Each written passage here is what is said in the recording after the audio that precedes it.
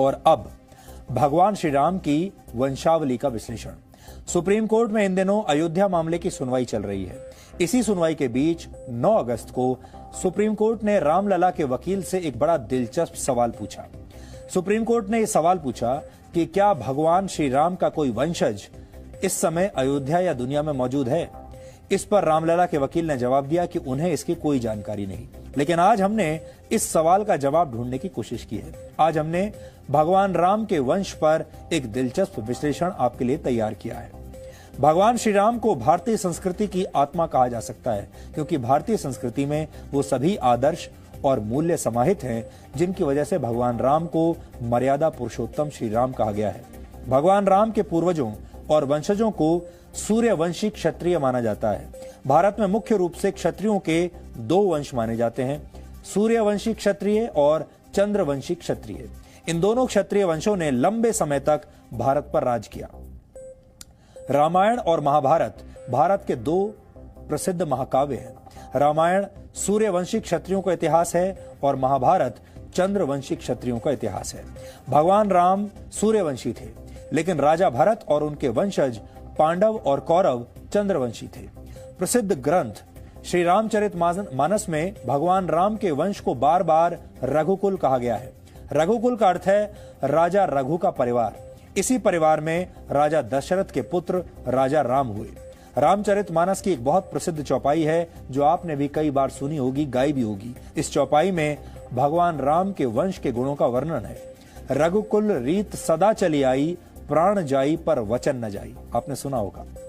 इस चौपाई का मतलब है राजा रघु के परिवार में वचन को किसी भी तरह पूरा किए जाने की परंपरा है, चाहे जान ही क्यों न चली जाए। यानी वचन का मूल्य प्राणों से भी बढ़कर है। महाकवि तुलसीदास का एक प्रसिद्ध ग्रंथ है रघुवंशम। इस ग्रंथ का नाम भगवान श्री राम के वंश रघुवंश के नाम पर रखा गया। इसमें भगवान राम और उनके पूर्वज राजा दिलीप, राजा रघु, राजा अज और राजा दशरथ का इतिहास है। सुप्रीम कोर्ट में भगवान श्री राम के वंशजों का सवाल उठने के बाद राजस्थान के कई राज परिवारों ने यह दावा किया है कि वो भगवान श्री राम के वंशज हैं। जयपुर राजघराने के एक सदस्य ने भगवान श्री राम के वंशज होने का दावा किया है। सबूत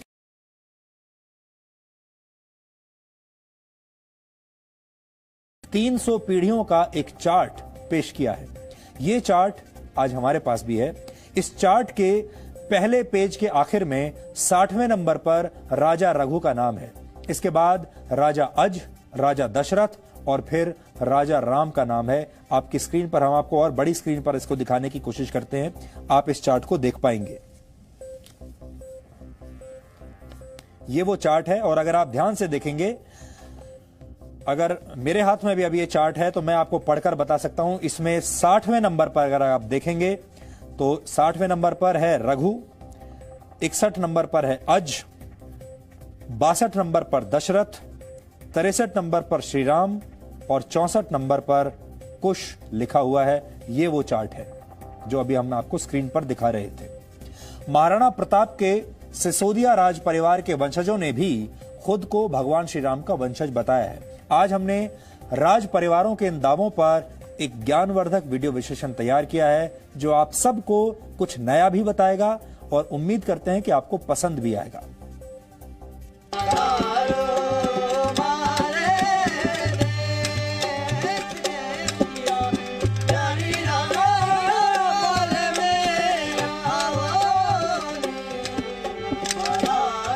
राजस्थान को राजाओं की धरती कहा जाता है, लेकिन आजकल पूरे देश में राजस्थान के उन राज परिवारों की चर्चा है जो खुद को भगवान राम के वंशज होने का दावा कर रहे हैं। सबसे पहला दावा किया है जयपुर के कछवाहा राजघराने से जुड़ी राजकुमारी दिया कुमारी ने। कछवाहा वंश के राजाओं का नाम इतिहास में दर्ज है। विशेष रूप से 16वीं शताब्दी से 18वीं शताब्दी के बीच मुगल बादशाहों के सहयोगियों के रूप में इन राजाओं का जिक्र बार बार आता है। जयपुर का कछवाहा वंश लंबे समय से ये दावा करता रहा है कि वो भगवान राम के पुत्र कुश के वंशज हैं। लेकिन इस बार इसी राजघराने से जुड़ी दिया कुमारी ने दावा किया है कि वो भगवान राम के वंश की 310वीं पीढ़ी से हैं।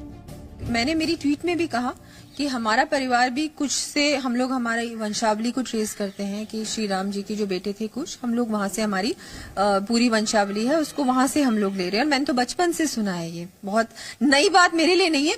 और जब ऑनरेबल सुप्रीम कोर्ट ने ये क्वेश्चन डाला कि उनके कौन है डिसेंडेंट्स, तो मेरे अंदर से आवाज निकली कि भाई हम भी हैं। और मैं तो ये कहती हूँ कि हमारे अलावा और भी हैं बहुत सारे, पूरे वर्ल्ड में हैं उनके डिसेंडेंट्स, और बहुत प्राउड चीज है ये।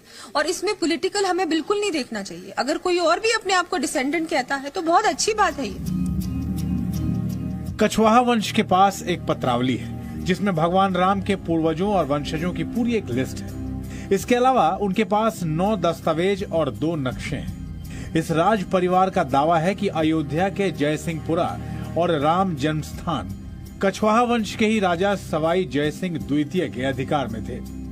बहुत जल्दी बनना चाहिए, क्योंकि ये तो अगर वहां पर जैसे राम जी का जन्म हुआ है तो ये बहुत ही हमारे लिए बहुत इम्पोर्टेंट भूमि है, बहुत ही महत्वपूर्ण स्थान है। और वो तो मैं उस काम में तो देरी होनी ही नहीं चाहिए। तो फिर क्या इसके लिए दस्तावेज आपकी ओर से कोर्ट को सुपुर्द किए जाएंगे या पक्षकारों को उपलब्ध करेंगे? बिल्कुल, अगर जरूरत पड़ेगी तो करेंगे, लेकिन अभी तक हम लोगों ने इसके बारे में बिल्कुल भी नहीं सोचा और हम लोग आगे होके बिल्कुल इस लीगल कार्रवाई में नहीं पड़ना चाहते।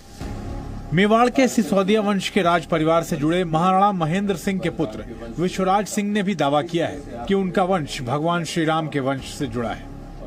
मुगल बादशाह बाबर से खानवा का युद्ध लड़ने वाले राणा संग्राम सिंह और अकबर के हल्दी घाटी की लड़ाई लड़ने वाले महाराणा प्रताप भी सिसोदिया वंश के महाराजा थे। सिसोदिया राज परिवार के वंशज विश्वराज सिंह का दावा है कि अगर सुप्रीम कोर्ट उनसे श्रीराम के वंशज होने के दस्तावेज मांगेगी तो वो उन्हें जरूर मुहैया करवाएंगे। अगर उनसे जरूरत है, आवश्यकता है इनको कोर्ट के काम में, तो हमारे पास में नोटिस आएगा। आज तक तो हमारे पास में जो समाचार हैं वो सिर्फ आप मीडिया के जरिए ही पता पड़ी हैं। और उसके लिए तो मेरा कहना है कि भाई सबके लिए आप भी कहें हमें देखना है तो देख लीजिए आप, उसमें कोई ना थोड़े कोई छिपी बात तो है नहीं। और जो आस्था और विश्वास की बात है उस हिसाब से तो मैं इस स्कूल का हूं और उसमें कोई सवाल नहीं उठता किसी और की दखल करने का। जयपुर से मनोज माथुर और अयोध्या से विशाल पांडे के साथ ब्यूरो रिपोर्ट जी मीडिया।